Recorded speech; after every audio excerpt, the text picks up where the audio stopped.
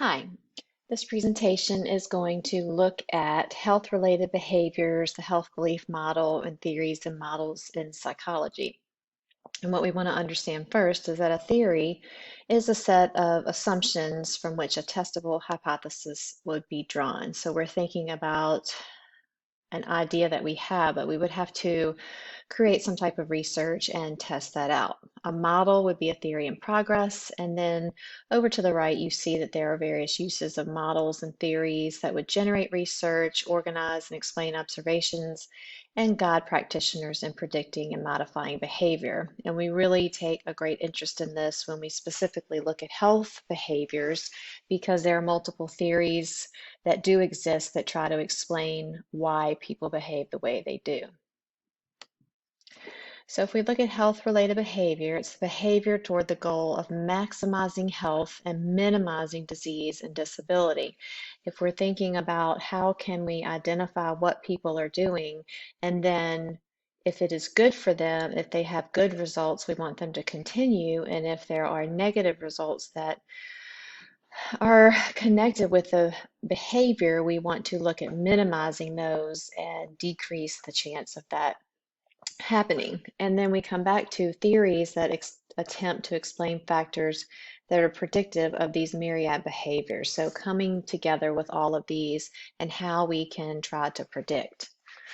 Which brings us to the health belief model. So here's the assumption. People hold certain beliefs about vulnerability, how severe a disease might be, how much it's going to cost somebody to take action, and the benefits of taking action. So if I'm actually going to do something, how much is it going to cost me? Is it really going to prevent this disease? How severe?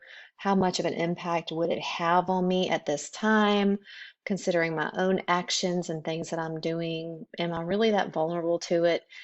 And if it costs money, what's really going to benefit me? So the beliefs then motivate individuals to a greater or lesser degree to modify the high risk behaviors or seek help in doing so. A person really has to think about what is the issue at hand, how much of a risk are they at having this consequence, and is it really worth it based on those risks? This model here, if we think about self-efficacy, and we'll go straight down looking at right here, perceived seriousness and susceptibility. So how susceptible, how likely am I to get this disease? If I perceive it as a threat, then I may be cued then, or come here to change the health-related behavior. If I am looking at, self-efficacy, and it's going to be a perceived threat. So how I'm feeling about myself and my ability to, whether I'm thinking about how serious it is or not, that could lead me to change the behavior. And then if I think of this here as perceived benefits and barriers to making a change, I would move into this health-related behavior. So we think about all of these, and then the outlier are the cues to action. So what else is happening outside that could potentially impact my overall perception of, is it really a threat? What and how hard is it going to be for me to change it? And how does it impact my overall self-efficacy? So thinking again about myself, where I am, where I want to be, the confidence that I have in the ability to make the change. If I have a good amount of confidence, I can connect to the benefits, see the barriers, still make the change.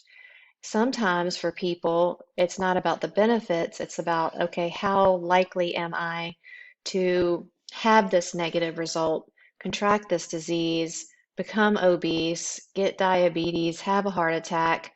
Well, it's a pretty high threat, so I better make a change, okay? And then these cues could be outside people telling a person, okay, these are the things that are happening. You're going to be at a high risk for doing X, Y, and Z or having this.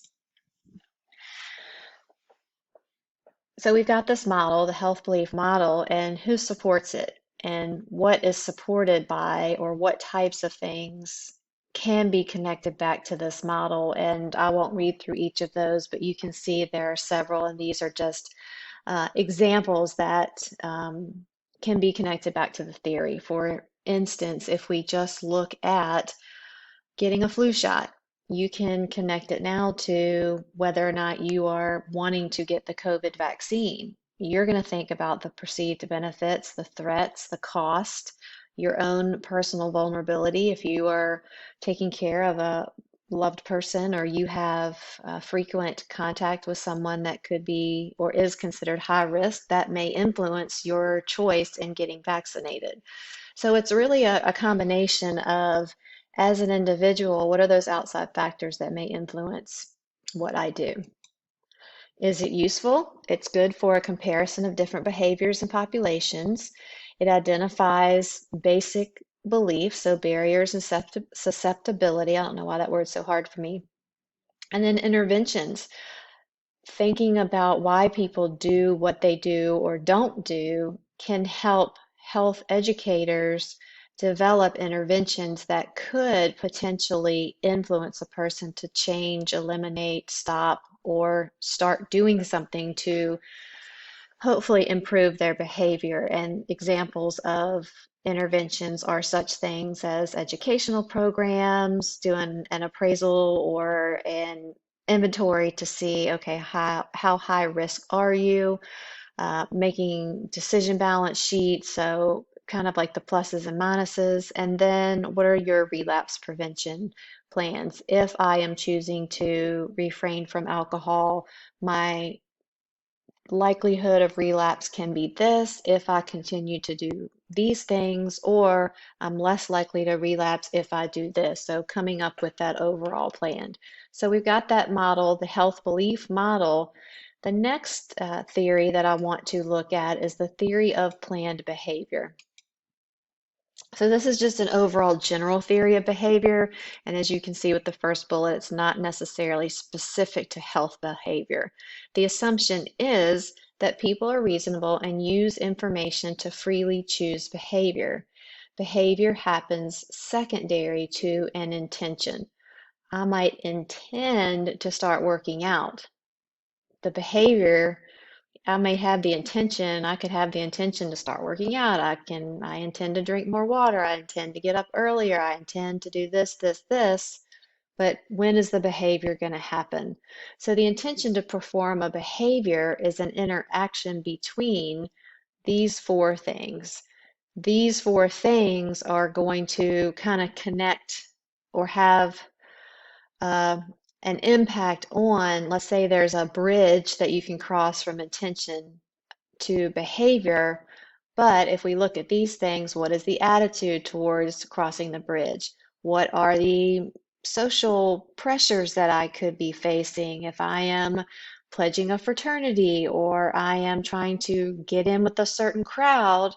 My intention is to, and I think about young people and just college age and even high school kids, my intention is I'm going to try to do really well in school and make good grades because I want to go to college. If I end up with a group of people that I start hanging out with that don't think there's anything good about college and think it's more important to party and have fun, then that's going to be a barrier and I'm not going to be able to cross the bridge to getting to college. So thinking about how much control do I really have? Is it within my realm of abilities, resources, who's there to support me? First generation college students, and again, I apologize for the beeping. That's my internet battery that's going wonky. But what are my resources? If I feel like I am living in a situation that there's no way I could get to college, then I may just start partaking in other behaviors. So let's look at this model or kind of diagram. It's a visual, and some of you may be similar, need to see it kind of not just the words, but in some type of visual representation. So we look at these three things: the attitude toward the behavior, the subjective norm or the social pressures, and the perceived behavioral control. So how much control do I really have to be able to change the behavior? Then there's the intention. Okay, so I definitely know that I want to start exercising more. I know that a good majority of my peers exercise.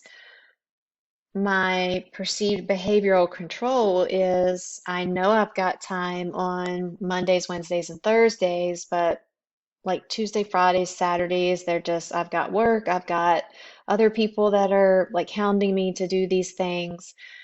Then I move to the middle, which is the intention. Okay, so I know I've got these days. I know I've got friends that are exercising frequently. So my intention is pretty high that I know I've got these things in place that I'll be able to start exercising. That should then help me, if you think back to that bridge again, cross that bridge towards that healthy behavior of exercising.